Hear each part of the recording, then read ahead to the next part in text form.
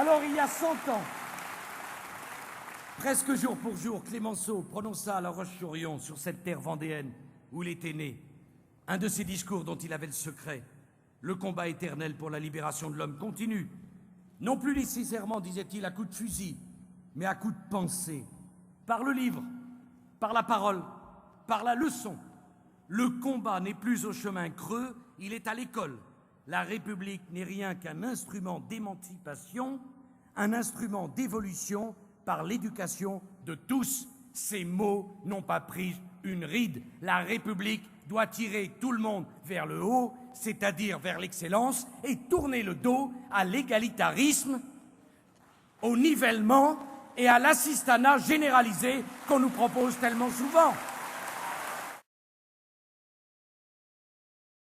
Mais si la France se trahit quand elle se laisse aller à la haine des autres, la France, elle se détruit quand elle se laisse aller à la haine de soi. Je veux en finir avec le masochisme national qui n'est en rien conforme aux valeurs républicaines qui sont les nôtres. C'est le dénigrement de la nation qui attise le nationalisme. La France est accueillante, mais la France ne veut pas qu'on s'installe chez elle sans respecter ses lois, sans respecter ses mœurs, sans respecter ses traditions, sans respecter ses valeurs. C'est ça la France. La France est prête à faire des efforts pour mieux intégrer ceux qui viennent d'ailleurs, pour leur donner des droits, pour lutter par tous les moyens contre le racisme et les discriminations, contre les ségrégations. La France est prête à donner plus à ceux qui ont moins. La France est prête à promouvoir la diversité partout où elle a du mal à s'imposer. Mais la France ne veut pas accepter le communautarisme. La France ne veut pas de ceux qui ne la respectent pas. La France ne veut pas de ceux qui ne l'aiment pas. La France ne veut pas de l'infériorisation des filles. La France ne veut pas des mariages forcés. La France ne veut pas de la polygamie. La France ne veut pas de l'excision. Et cela, ça doit être compris une bonne fois pour toutes. Si on est en France, on accepte ces règles.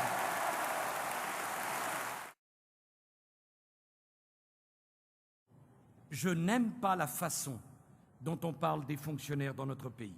Aux fonctionnaires de police, aux professeurs, à l'agent hospitalier, aux chauffeurs de bus, aux contrôleurs de la SNCF, qui se font insulter, qui se font agresser, qui se font menacer. Je dis que cette violence dont ils sont les victimes est inacceptable et qu'elle doit être éradiquée avec la plus grande fermeté. Parce que lorsqu'on porte atteinte aux derniers fonctionnaires de France, c'est à l'autorité de l'État et à la crédibilité de la République que l'on porte atteinte et que l'on offense. Ayons le courage de le dire.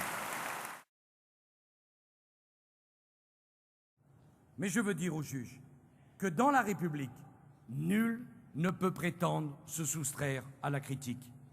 Je veux leur dire que l'indépendance de la justice ne peut les exonérer d'avoir à rendre compte au peuple de la manière dont la justice est rendue en son nom.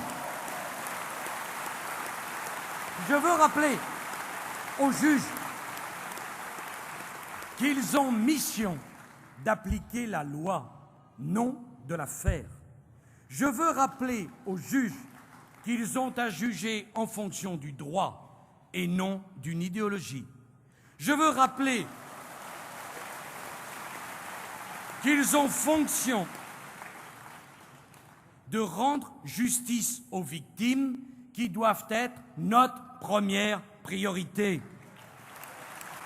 Oui, je le dis encore une fois comme je le pense. Et puisque je le pense, pourquoi je ne le dirais pas? Le mot travailleur, c'est un beau mot. C'est celui qui vit debout du fruit de son activité et non pas couché du produit de l'assistance. Alors je propose que les heures supplémentaires, véritable révolution culturelle, soient exonérées de toute charge salariale et de tout impôt pour que ceux qui veulent travailler davantage, pour gagner davantage, puissent le faire. On ne va quand même pas être le seul pays au monde qui poursuivrait des gens qui veulent travailler plus que les autres. La liberté, c'est la liberté d'entreprendre, la liberté de léguer à ses enfants le fruit de son travail. Et je me battrai pour qu'on puisse, en franchise d'impôt, laisser à ses enfants le produit d'une vie de travail, parce que je crois au travail et parce que je crois à la famille.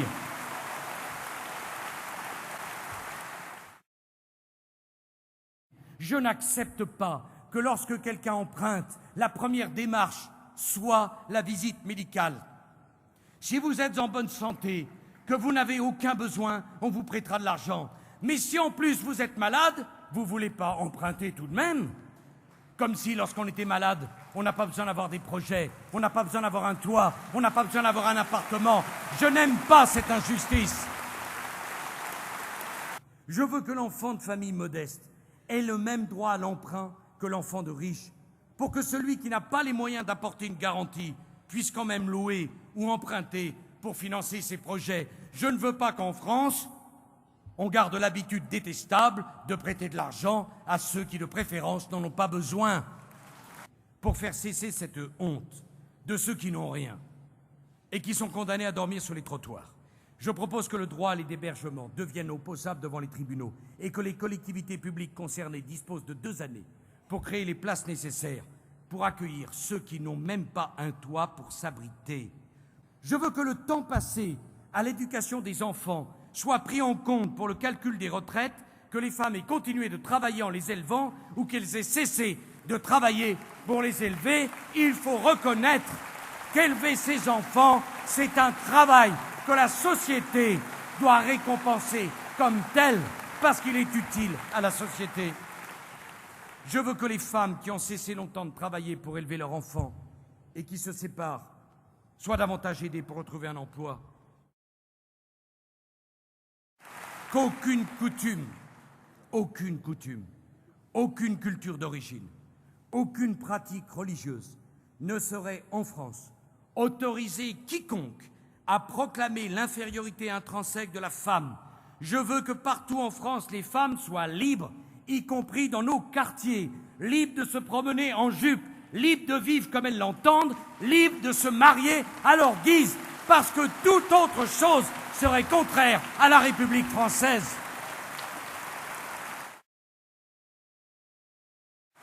Eh bien, je vous propose d'en finir avec cette pensée unique qui dit toujours que ce qui est nécessaire est impossible. Voilà la rupture que je vous propose, faire de ce qui est nécessaire ce qui est possible. Voilà le changement.